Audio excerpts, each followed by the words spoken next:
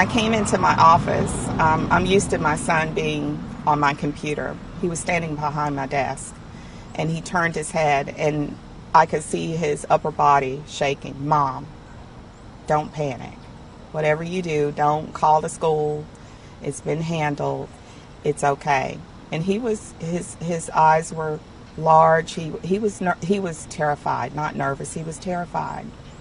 And so I knew it was serious. So I came around my desk and I sat down and I said, just lay it on me. You know, I was prepared for something like, you know, he got a bad grade on a test or something like that, or maybe he got in trouble for talking in class, but never a noose around his neck. And I just started looking around my office and I didn't know what to do. I didn't have the language even to comfort him in that moment. After several meetings and conversations with the assistant principal and the principal, I just wasn't getting any information as to who were involved and what were the disciplinary sanctions, what was the process. They would not tell me anything. They would not share the information with NAACP or some third party or even the media. But for the parents of the student who was victimized, who was assaulted, they should have at least given the comfort that, one, that the incident did take place, that two, all those involved in the incidents have been properly dealt with, and three, some assurance that their child or no other child in the school districts will be confronted with this vicious hate crime. I was encouraged to go to the sheriff's office and initiate pressing charges. And I've never had a reason to go into a sheriff's office. He asked the basic questions, and I gave him the list of names that were given me by parents and students. And the first name that I gave him, he said, "Oh, I know this boy. I know this boy. I know his father. His father is an ex-cop." Just as you have one individual who is related to a former law enforcement officer. For the NAACP, we wanted to make sure there was not a cover-up.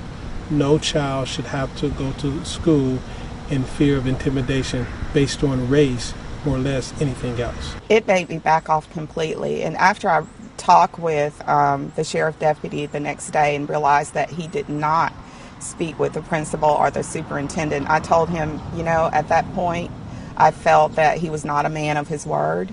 He didn't do what he promised he would do for me. And so at that point, I just stopped it.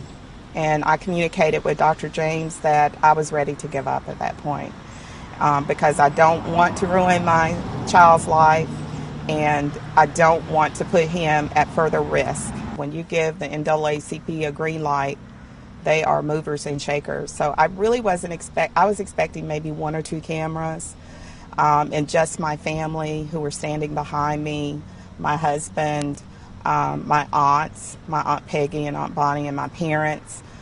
But I never expected that many on the grounds to show up. And I'm finding going to like gas stations to get a cup of coffee, you know, I have people coming over to me, "Please, we needed this. Let me just shake your hand. We have been waiting for something like this, and thank you for your courage." I think Ms. Payton said it clearly, accountability and justice, that there needs to be accountability in this situation, that we want to make sure that there is a spotlight placed on this so people in this community know that this is not something that should be tolerated, that young people know that the celebration of the Confederacy or the celebration of racial hatred is not an acceptable norm in this community or anywhere in this country. Hey, NBC News fans, thanks for checking out our YouTube channel. Subscribe by clicking on that button down here and click on any of the videos over here to watch the latest interviews, show highlights,